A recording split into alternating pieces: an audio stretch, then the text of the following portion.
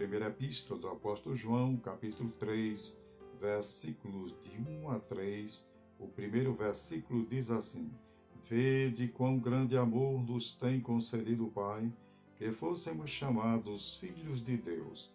Por isso o mundo não nos conhece, porque não conhece a Ele. O apóstolo do amor, como é conhecido, foi o mais íntimo do Senhor Jesus e o que mais vezes se refere ao grande amor de Deus que nos deu Jesus e o amor do amado Salvador que deu a sua vida por nós. Vamos acrescentar 3 versículos nesta primeira carta do apóstolo João, agora no capítulo 4, versículo de 9 a 11, que diz assim: Foi assim que Deus manifestou o seu amor entre nós. Enviou seu Filho unigênito ao mundo para que pudéssemos viver por meio dele. Nisto consiste o amor, não em que tenhamos amado a Deus, mas em que ele nos amou e enviou seu Filho como propiciação pelos nossos pecados. Amados, visto que Deus assim nos amou, nós também devemos amar uns aos outros. Vamos reproduzir este primeiro versículo na versão NVI, Nova Versão Internacional. Achamos por bem reproduzir nesta versão, que diz assim: Vejam como é grande o amor que o Pai nos concedeu, sermos chamados filhos de Deus. O apóstolo João está chamando a nossa atenção para a grandiosidade do amor de Deus. Foi ele quem escreveu as palavras do Senhor Jesus Cristo sobre o seu grande e sublime amor. No Evangelho, segundo João escreveu, capítulo 3, versículo 16, no diálogo de Jesus com o doutor Nicodemos, diz assim: Porque Deus amou o mundo de tal maneira que deu seu Filho unigênito, para que todo que nele crer não pereça, mas tenha a vida eterna. Agora, na sua primeira epístola, chama a nossa atenção para o grande amor do Pai, o que já nos concedeu e que ainda não nos foi revelado.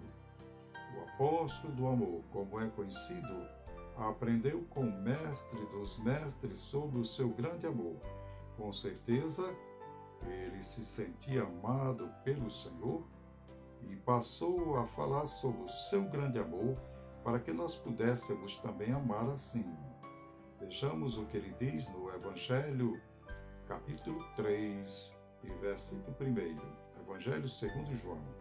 Ora, antes da festa da Páscoa, sabendo Jesus que já era chegada a sua hora de passar deste mundo para o Pai, como havia amado os seus que estavam no mundo, amou-os até ao fim.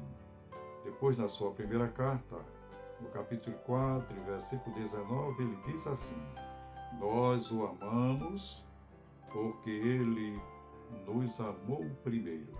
Portanto, meus amados irmãos, obreiros, promotores de missões e todos os que têm a oportunidade de falar do grande e sublime amor de Deus, vamos seguir o exemplo do apóstolo João e de todos os que foram alcançados pelo amor de Deus, e ainda vamos citar o grande apóstolo Paulo, o apóstolo dos gentios, que saiu pregando o Evangelho e cumprindo o ide do Senhor. Vamos anunciar as palavras que chamaram a atenção do apóstolo João.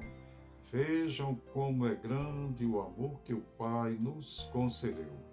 O apóstolo que mais escreveu sobre o amor no Evangelho e nas cartas.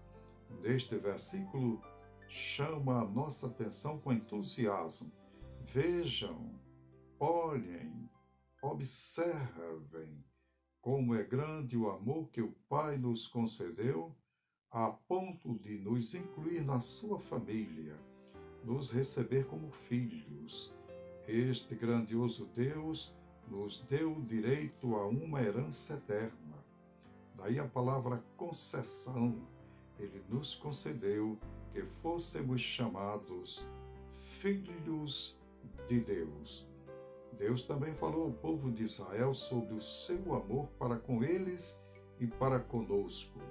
E assim que diz o profeta Jeremias, no capítulo 31, versículo 3, há muito que o Senhor me apareceu dizendo, com amor eterno te amei, como também com amável benignidade te atraí.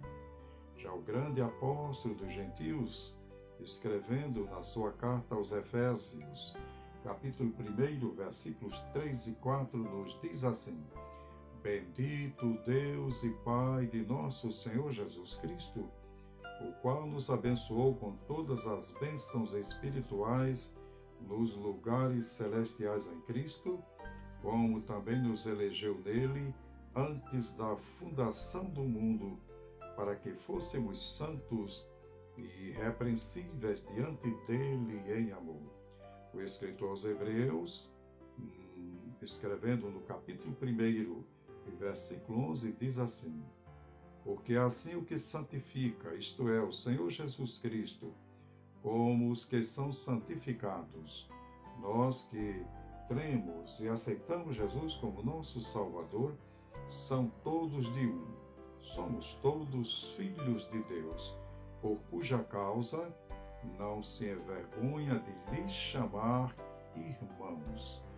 Vamos concluir a última parte do versículo 1 que diz: Por isso, por esta razão, o mundo não nos conhece. Nós também somos desprezados, porque o mundo não conhece a Ele.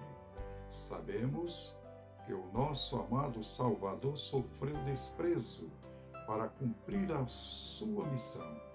Nós também o sofremos. O profeta Isaías, no capítulo 53, versículo 3, a parte A, diz sobre ele: Era desprezado e o mais indigno entre os homens. Vamos repetir: Por isso o mundo não vos conhece, porque não conhece a Ele. Chegamos ao versículo 2. A parte A diz assim: Amados, agora somos filhos de Deus. A expressão agora somos está afirmando que éramos apenas criaturas de Deus. Filhos de Deus só passamos a ser depois que fomos alcançados pelo grande amor de Deus, como diz no Evangelho de nosso Senhor Jesus Cristo, conforme João, capítulo 1, versículo 12. Versículo também muito conhecido. Mas a todos que o receberam, deu-lhes o poder de serem feitos filhos de Deus, isto é, aos que creram no seu nome. Agora a parte B deste versículo diz: E ainda não é manifesto o que havemos de ser. As promessas de Deus na nossa vida vão sendo reveladas aos poucos.